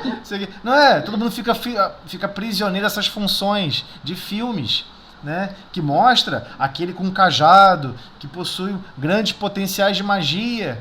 Não, quanto mais ele evolui na criação, menos poder ele quer ter. Pra gente é até um conflito existencial pensar assim. Como assim eu vou desejar menos poder? Não só ele deseja, como ele vive assim. A consciência dele vive buscando estar em harmonia com Deus. Então ele não fica desejando mais poder. Ele não fica desejando mais potencialidade. Ele não fica, Deus, poxa, aquele inferior ali tem esse potencial, também quero. Ele não deseja mais isso. Ele não deseja. Ele deseja o seguinte, como é que eu posso dar uma mínima contribuição com valores mais profundos do meu eu realmente, e que vai alçar e alavancar centenas, milhares, quiçá milhões de corações ligados ao teu propósito, Deus. Ele está num nível de ligação com o Pai muito superior. É esse lado superior que a gente não entende. Porque a maioria acha que é superior em, né? Não, poxa, Bezerra de Menezes, tem gente que até faz prece pra Bezerra. Bezerra, por favor, me cura disso, me cura daquilo. Bezerra não pode mover uma grama de fluidos curadores sem autorização. E sem a devida orquestração e planejamento de coordenações complexas. Mas então ele não é superior a coisa nenhuma? Não, é a sua identidade, o seu raciocínio superior que é errado. Não tem nada a ver com a realidade da vida espiritual. Nada a ver com a realidade do progresso espiritual. O progresso espiritual é se harmonizar com o todo. Ah, pô, mas Jesus curou e disse que a gente podia curar e fazer muito mais. Fazer muito mais em conjunto. Em conjunto. Fazer muito mais em conjunto. E não dá pra gente se comparar a Cristo. Cristo é Deus conosco. Jesus participou da construção desse planeta. Algo mais complexo. E com certeza ele envolveu milhares ou milhões de espíritos coparticipando nesse processo. Porque é natural dele, é da natureza dele. Ele nem consegue pensar em querer fazer alguma coisa sozinho. Olha só que coisa incrível. Nós ainda estamos no seguinte ponto espiritual. Vou te dizer o momento que nós estamos espiritual. Nós estamos no momento espiritual que a gente não acredita em nós mesmos. A gente não acredita em nós mesmos. Em nada. A gente não acredita. E a gente quer se desafiar o tempo todo. E nesse de se desafiar, a gente quer sempre se desafiar sozinhos. Dá pra perceber isso? Né? Você diz que ama alguém, aí você quer mostrar que você consegue amar sozinho. Que você não depende de circunstâncias mais complexas com relação ao sentimento do amor. Você quer exercer a paciência? Sozinho. Você quer fazer a caridade? Sozinho. Você quer ter tolerância para as imperfeições alheias? Sozinho. Aí você fica pensando assim, você quer se desconectar do divino? Ah, mas como é que faz isso em conjunto? Eu não entendi. Como é que faz isso em conjunto? É com todos os corações que estão à sua volta. Não tem sentido. Eles te toleram sem falar que estão te tolerando. Existem diversas pessoas que nos toleram sem falar. Ei, eu te tolero. Às vezes a pessoa fala, né? Dá uma encrenqueira, dá uma brigalhada, a pessoa fala: você fez isso assim, assim, assado, e eu aturei você. Você fez o outro assim, assim, assado, eu te aturei. E aí você começa, se você parar para meditar profundamente sobre a tolerância, você começa a pensar assim, peraí, eu aqui estou sentindo a forma de tolerância totalmente errada. A manifestação da tolerância, ela é mútua. E ela é em conjunto. Então quer dizer que se eu estimular a tolerância em todos os lugares, todos vão ser auxiliados e vão se sentir na necessidade de auxiliar com tolerância? Sim, esse é o princípio da Boa Nova. Esse é o princípio do Cristo. Por que o bem constrange? Porque nós somos divinos. A nossa essência é divina. Quando a gente está em contato com a manifestação divina do bem, do amor e da sabedoria, você fica constrangido a exercê-la. Porque você é criatura divina. Enquanto a gente não criar essa identidade, criar não, né? Desabrochar essa identidade em total consciência, a gente não percebe isso. E a gente acredita que todos os detalhes do Evangelho são detalhes individuais, de ações individuais. Não existe isso. Todo processo e mecanismo de progresso é coletivo. Não tem jeito. Não, mas é a minha fé. Ela não é sua. A fé que você desenvolve é para exercer alguma coisa que a gente às vezes não percebe, não enxerga, mas deveríamos estar mais preocupados com isso. Como melhor nos integrarmos com as leis divinas. Né? Você vê, por exemplo, todas as bem-aventuranças. Eu não vejo uma bem-aventurança que não seja no coletivo. Você já percebeu? Né? Nós já estudamos o Evangelho segundo o Espiritismo quantas vezes? Nós temos pessoas aqui que já deram a volta.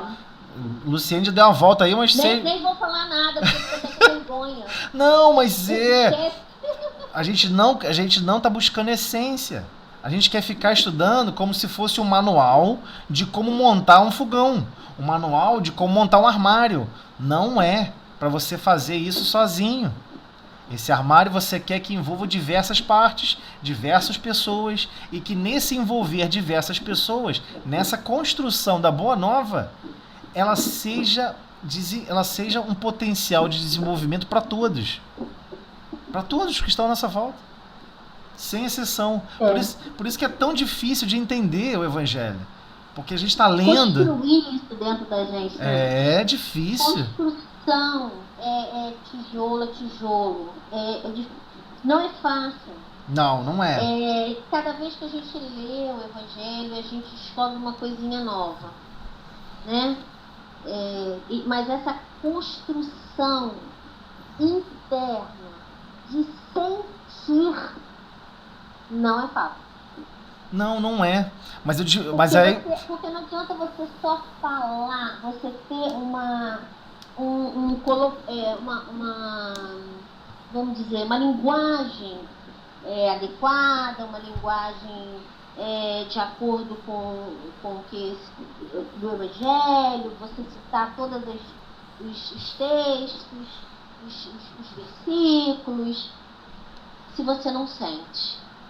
Agora você falou Então, tudo. Exatamente, você falou tudo agora. Se você não sentir, não adianta nada. É vazio, é oco, né? Exatamente. Então, a gente precisa sentir. E isso aí, você também não pode forçar. Não tem nem como. A gente não tem como forçar.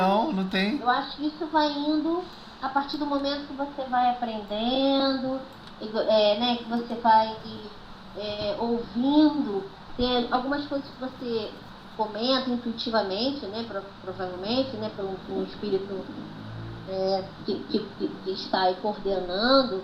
Sim, com certeza.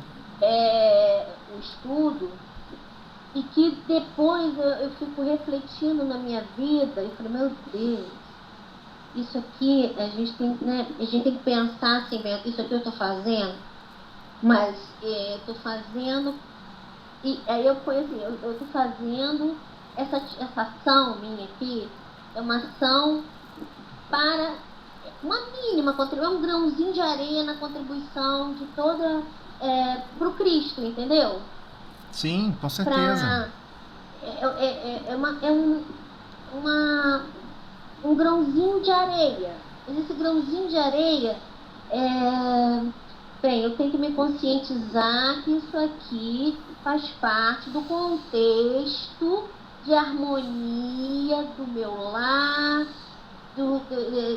de todo, não só do o meu lar estando harmonizado, as pessoas que convivem comigo também ficam harmonizadas, e aí a harmonia vai passando, né, pro outro, mas assim, tem coisas que você tem que sentir.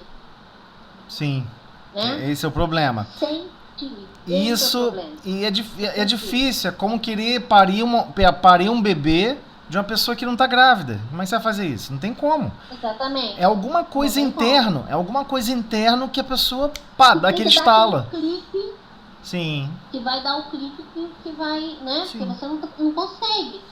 Você lê um texto lá, tá? Você lê.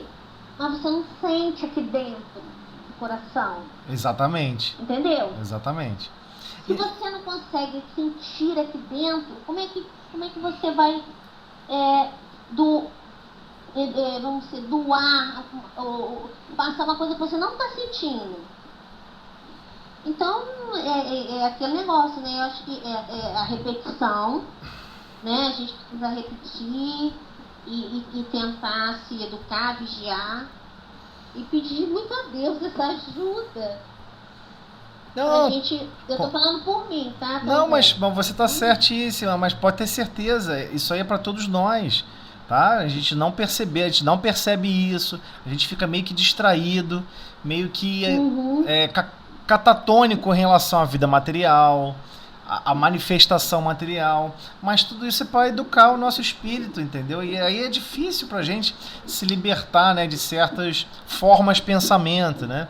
Imagina se um dia a gente descobrir, e a gente vai se descobrir isso um dia, que a organização política do país dependia de um pensamento positivo, de progresso, de amor e de carinho de todos. Em termos de sentimentos. Não, imagina quando a gente descobrir isso. Imagina, que eu acho que tem a ver. Imagina quando a gente descobrir que, por vezes, surgem guerras no mundo porque a coletividade não tem o mesmo sentimento de carinho, de renúncia, de sacrifício. Então, Zé, me desculpa, rapidamente, vou ter que atender o colégio do meu filho aqui, vai lá. Dá licença. Fique com Deus, vai com Deus. Vamos fazer a prece para encerrar. Bem, pessoal, é isso aí. O assunto é difícil, é bom a gente pescar essas essências, né? Isso é soprado aí pra gente, não é meu, tá? Não é meu, palavras de Kardec. Quando a gente está estudando Emmanuel, palavras de Emmanuel. E a capacidade de interpretar também não é minha, não. É da espírito superior que nos permite aí, por vezes, trazer alguma coisa de melhorzinho pra gente em termos de percepção, porque a nossa percepção está muito animalizada ainda, né? Mas aos pouquinhos a gente vai melhorando. Então vamos lá. Lúcia, você podia fazer pra gente a prece de encerramento? Faço sim. Então vamos lá. Senhor Jesus, nosso Mestre, agradecemos, Senhor, por esse estudo que tanto nos esclarece, Senhor. Te pedimos por todos nós aqui presentes, pelos irmãos que não puderam estar, mas que depois nós vamos estudar de novo, né? E te agradecemos por tudo isso, Senhor, por ter essa oportunidade, Senhor. Nós só temos que agradecer. Muito obrigado, Jesus, graças a Deus. Senhor Jesus, com esta prece, agradecemos e pedimos igualmente por todos que não estiveram presentes, seus lares, por todos que estão aqui também presentes, que seus lares sejam amparados, auxiliados em suas necessidades, e pedimos em especial, Senhor, por todos os climas complexos que ainda estão ocorrendo no mundo, que a nossa participação mental possa ser de prece, pedindo auxílio, paz, socorro, amparo a todas as situações que sabemos que são circunstâncias temporárias. Agradecemos, Senhor, a oportunidade do estudo e, igualmente, das inspirações divinas, a sempre buscando, tentando educar os nossos corações. Que assim seja, e graças a Deus. Graças a Deus.